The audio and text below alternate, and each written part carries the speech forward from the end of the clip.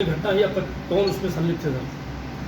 देखिए, दिनांक 10-11 की रात्रि में ये थाना रामपुर मथुरा क्षेत्र में एक बहुत ही जघन्य आपराधिक घटना घटित हुई थी, जिसमें एक ही परिवार के 6 लोगों की हत्या कर दी गई थी।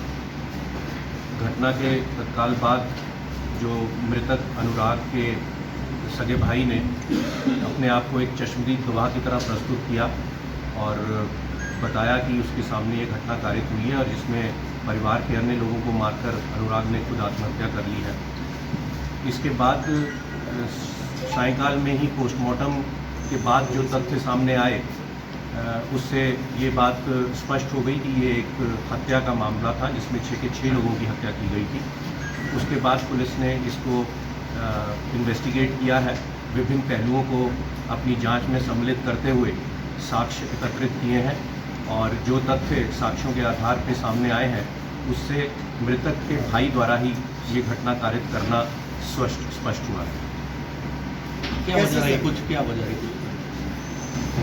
ये जो अभियुक्त है अजीत, इसके द्वारा कुछ पैसे और ज़मीन के विवाद के चलते हुए ऐसा महसूस किया जा रहा था कि इसके भाई और उसकी भाभी द्वारा से उनसे ये प्रताड़ित महसूस कर रहा था और इसको लग रहा था कि वो इसके साथ बेईमानी कर रहे हैं।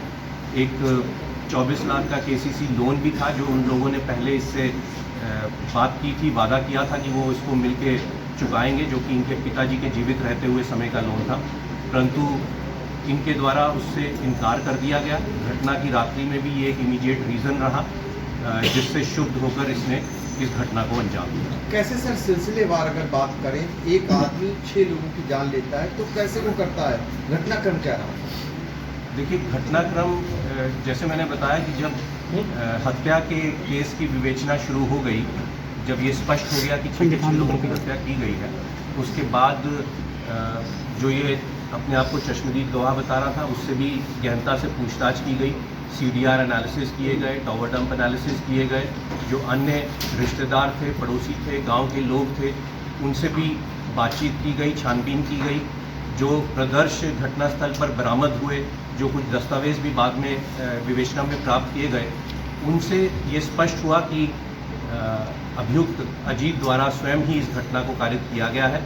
जहाँ तक घटनाक्रम का बात है तो इसने सिलसिलेवार फर्स्ट फ्लोर से शुरू करके पहले अपनी भाभी को इस घटना का अंजाम बनाया, उसके बाद नीचे ग्राउंड फ्लोर पे आके इसकी माँ जिनको जानकारी हो गई थी उन पे वार किया, अपने भाई पे वार किया और फिर एक एक करके बाकी बच्चों को भी इसने इस घटना का अंजाम बनाया। जो विस्तृत इसके बयान हैं उनकी हमने सत्यापन अन्य जो साक्ष्य हैं उनके आधार पे करा लिए हैं और तदनुसार हम आगे विधिक कार्रवाई करें। सर, ये सबको मारने के लिए पहले से ही प्लान अपना एक दिन बना लिया था या फिर कोई साक्ष्य न बचे इसलिए मार दिया सब कुछ? देखिए, ये पूर्व में ही अपने भाई और खासकर अपनी भाभी से प्रताड़ित महसूस कर रहा था। इसको लगता था कि भाभी भी हैं जो वो भाई को सही निर्णय नहीं लेने दे रही और इसके खिलाफ वो लोग जा रहे हैं। तो इसका जो अब तक विवेचना हुई है इससे ऐसा लग रहा है कि ये अपने भाई और भाभी को इस घटना का अंजाम बनाना चाहता था, परंतु बाकी लोग जो कि घटना के बारे में जान गए तो इस कारण से उसको उनके खिलाफ भी इसने ये घटना काटी। सर, ये माँ को किस चीज़ से मारा है? देखिए, ये विवेचना के बिंदु हैं, साक्ष्य हैं, उनको अलग से विधिक रूप से औचित्यपूर्ण नहीं होगा कि उसको एक एक चीज़ को यहाँ पे साक्ष्य को प्रस्तुत किया जाए, परंतु हमारे पास पर्याप्त साक्ष्य आ गया है जिसको हम न्यायालय में प्रस्तुत कर रहे हैं। इसकी पत्नी की क्या भूमिका रही इसमें? क्या कुछ ऐसी भूमिका मिली? देखिए, इसकी पत्नी और अन्य रिश्तेदारों उन सबकी भूमिका के संबंध में गहराई से छानबीन की गई थी, जांच की गई थी। उनकी लोकेशंस क्या रही हैं, क्या उनकी वार्ता हुई है, क्या जानकारी उनको थी, उस संबंध में विस्तृत विवेचना की गई है, परंतु अब तक की विवेचना से किसी अन्य रिश्तेदार का इसमें रोल नहीं आया। सर, इस घटना में सर कितने लोग और लोग शामिल हैं? एक ही के द्वारा घटना की गई कि और लोग भी इसमें शामिल हैं? जैसा कि मैंने बताया कि जो अब तक विवेचना की गई, जो साक्ष्य एकत्रित किए गए हैं, जो तथ्य सामने आए हैं और जो प्रदर्श भी हमें घटनास्थल से मिले और जो इसके द्वारा गहनता से जब अभियुक्त अजीत से पूछताछ की गई, जो वक्तव्य इसने दिया, जो चीज़ें इसने बताई, उनका जब सत्यापन किया गया तो इसी के घटना में सम्मिलित होने का स्पष्ट प्रमाण हमारे सामने आया है। अन्य किसी के भी शामिल होने का जिस तरह से घटनाक्रम हुआ है, जिस तरह से शूट किया गया हुआ है, उससे तो लग रहा है कि कुछ ही शार्पशूटर के शामिल होने की बात है।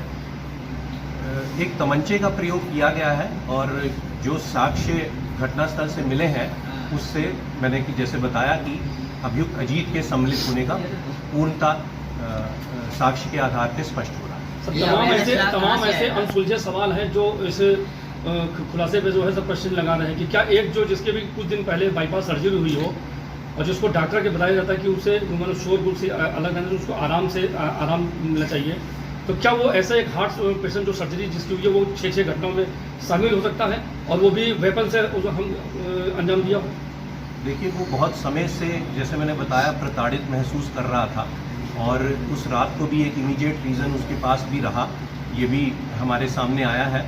और जो भी एविडेंसेस घटनास्थल से प्राप्त हुई और जो और छानबीन की गई उससे मैंने बताया कि पर्याप्त साक्ष्य हमारे पास है कि उसके द्वारा ये घटना को कारित किया गया। ये अवैध असलाह जो इसमें प्रयोग किया गया उसके द्वारा, ये इसके संबंध में कुछ आपने जानकारी ली, कहाँ से उसके पास आया? हाँ, उसके बारे में छानबीन की गई है। वो उसके पास घर में पहले से मौजूद था जिसकी जानकारी उसके द्वारा दी गई है और अभी विवेचना प्रचलित है। अभी अन्य बिंदुओं पे और भी छानबीन की। सर, आखिरी सवाल, कितनी टीमों ने कितने घंटे तक ये जांच कर निष्कर्ष निकाला है? देखिए, ये 10-11 की रात्रि में घटना कारित की गई थी जिसकी सूचना पुलिस को 11 सुबह प्राप्त हुई थी और फिर सायंकाल तक पोस्टमार्टम होते हुए और देर रात्रि में रिपोर्ट आते हुए स्पष्ट हो गया था कि ये हत्या की एक घटना है।